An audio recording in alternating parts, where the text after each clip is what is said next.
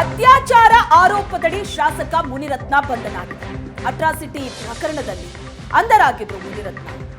14 ದಿನ ನ್ಯಾಯಾಂಗ ಬಂಧನ. ಜಾಮೀನಿಗಾಗಿ ಅರ್ಜಿ ಸಲ್ಲಿಸಿದ್ರು. ನಿನ್ನೆ ಜಾಮೀನು ಸಿಕ್ತು. ಇವತ್ತು ಜೈಲಿನಿಂದ ಹೊರಗಡೆ ಬರ್ತಾ ಇದ್ದಂತೆ ಮತ್ತೆ ಅರೆಸ್ಟ್ ಆಗಿದ್ದಾರೆ. ಪರಪ್ಪನ ಅಗ್ರಹಾರದಿಂದ ರಿಲೀಸ್ ಆದ ಬೆನ್ನಲ್ಲೇ ಮತ್ತೆ ಅರೆಸ್ಟ್. ಮುನಿರತ್ನ ಬಂಧಿಸಿ ಕರ್ಕೊಂಡು ಬಂದಿದ್ದಾರೆ ಕಗ್ಗಲೀಪುರ ಪೊಲೀಸರು. ಕಗ್ಗಲೀಪುರ ಪೊಲೀಸ್ ಠಾಣೆಯಲ್ಲಿ ಮುನಿರತ್ನ ವಿಚಾರಣೆ ನಡೀತಾ ಇದೆ. ಸಂಪೂರ್ಣ ವಿವರವನ್ನ ದಾಖಲಿಸ್ತಾ ಇದ್ದಾರೆ ಪೊಲೀಸರು. ಈಗಾಗಲೇ ಸಂತ್ರಸ್ತ ಮಹಿಳೆ ದೂರನ್ನ ಕೊಟ್ಟಿದ್ದಾರೆ. ಏನಾಯ್ತು ಹೇಗೆ ಅನ್ನೋದ್ರ ಬಗ್ಗೆ, ಹೇಗೆ ಪರಿಚಯ ಆಯಿತು ಮುನಿರತ್ನ, ಏನೇನು ಮಾಡಿದ್ರು, ಏನೇನು ಮಾತಾಡಿದ್ರು, ಇವೆಲ್ಲದರ ಬಗ್ಗೆ ಸವಿವರವಾದಂತಹ ಮಾಹಿತಿಯನ್ನ ಆಕೆ ದೂರಿನಲ್ಲಿ ಕೊಟ್ಟಿದ್ದಾಳೆ. ಆ ಒಂದು ಕಂಪ್ಲೇಂಟ್ಗೆ ಈಗ ಪೊಲೀಸರು ವಿಚಾರಣೆ ನಡೆಸ್ತಾ ಇದ್ದಾರೆ. ಸಮಗ್ರವಾದ ಮಾಹಿತಿಯನ್ನ ಪಡಿತಾ ಇದ್ದಾರೆ. ಹೆಲ್ತ್ ಚೆಕಪ್ ನಂತರ ಕೋರ್ಟ್ಗೆ ಹಾಜರುಪಡಿಸಲಾಗುತ್ತೆ. 24 ಗಂಟೆ ಒಳಗಡೆ ಕೋರ್ಟ್ ಮುಂದೆ ಹಾಜರುಪಡಿಸಬೇಕು. ಶಾಸಕ ಮುನಿರತ್ನಗೆ ಆರೋಗ್ಯ ತಪಾಸಣೆ. ಕೋರ್ಟ್ಗೆ ಹಾಜರುಪಡಿಸೋದಕ್ಕೂ ಮುನ್ನ ಹೆಲ್ತ್ ಚೆಕಪ್ ನಡೆಯುತ್ತೆ. ಮುನಿರತ್ನಗೆ ಕೆಲವೊಂದಷ್ಟು ಆರೋಗ್ಯ ಸಮಸ್ಯೆ ಇರೋದು ದೃಢಪಟ್ಟಿದೆ. ಅರ್ನಿಯಾ, ಹೃದಯ ಸಂಬಂಧಿ ಕಾಯಿಲೆ ಇರೋದು ದೃಢಪಟ್ಟಿದೆ. ಹೃದಯ ಸಂಬಂಧಿ ಕಾಯಿಲೆ ಹಿನ್ನೆಲೆ ಇಸಿಜಿ ಪರೀಕ್ಷೆ ಮಾಡಲಾಗುತ್ತೆ. ವೈದ್ಯಕೀಯ ಪರೀಕ್ಷೆಯ ನಂತರ ಮುನಿರತ್ನ ಕೋರ್ಟ್ಗೆ ಹಾಜರುಪಡಿಸಲಾಗುತ್ತೆ. ದಯಾನಂದ್ ಸಾಗರ್ ಆಸ್ಪತ್ರೆಯಲ್ಲಿ ವೈದ್ಯಕೀಯ ತಪಾಸಣೆ ನಡೆದಿದೆ. ವೈದ್ಯಕೀಯ ಪರೀಕ್ಷೆಯ ನಂತರ ಮುನಿರತ್ನ ಕೋರ್ಟ್ಗೆ ಹಾಜರುಪಡಿಸಲಾಗುತ್ತೆ.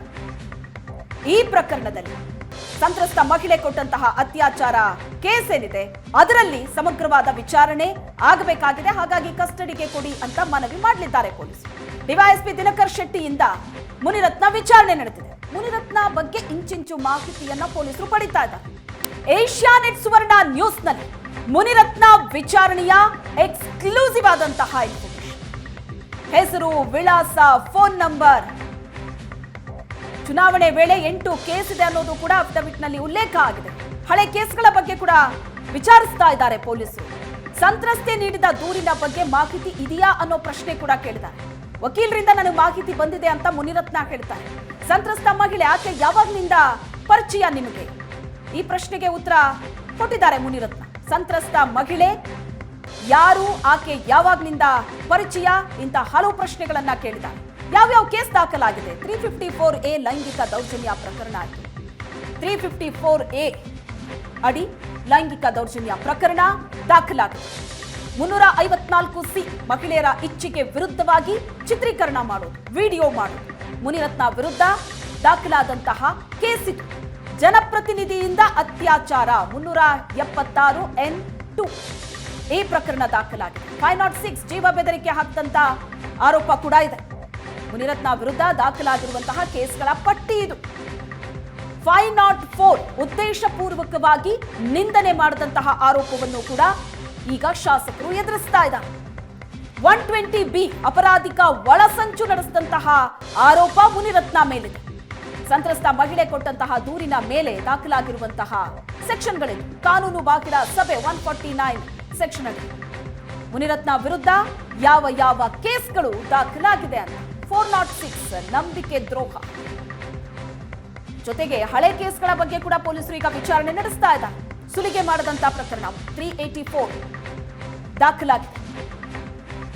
ತನಿಖಾಧಿಕಾರಿ ಪ್ರಶ್ನೆಗಳ ಮೇಲೆ ಪ್ರಶ್ನೆ ಕೇಳ್ತಾ ಇದ್ದಾರೆ. 308 ಹತ್ಯೆ ಮಾಡೋದಕ್ಕೆ ಯತ್ನ ಪ್ರಕರಣ ದಾಖಲಾಗಿದೆ. ಆದರೆ ಎಲ್ಲಾ ಪ್ರಶ್ನೆಗಳಿಗೂ ಕೂಡ ಮುನಿರತ್ನ ಮೌನವಾಗಿದ್ದಾರೆ. ಯಾವುದೇ ಉತ್ತರವನ್ನ ಕೊಡ್ತಾ ಇಲ್ಲ.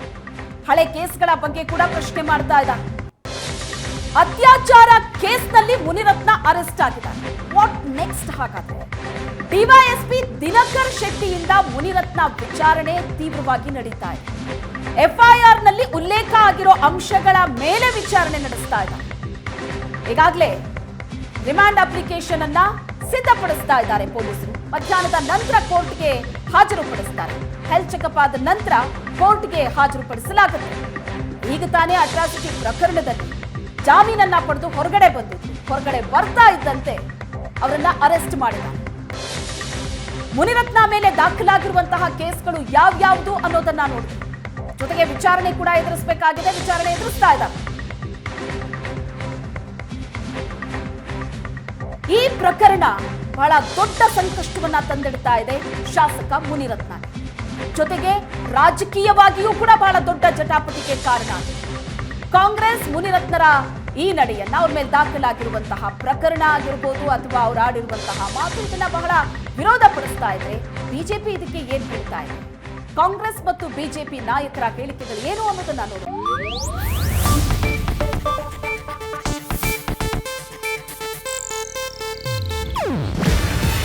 ಇದು ಏಷ್ಯಾನೆಟ್ ನ್ಯೂಸ್ ನೆಟ್ವರ್ಕ್ ಪ್ರಸ್ತುತಿ. ನೀವು ನೋಡ್ತಿದ್ದೀರಾ ಏಷ್ಯಾನೆಟ್ ಸುವರ್ಣ ನ್ಯೂಸ್.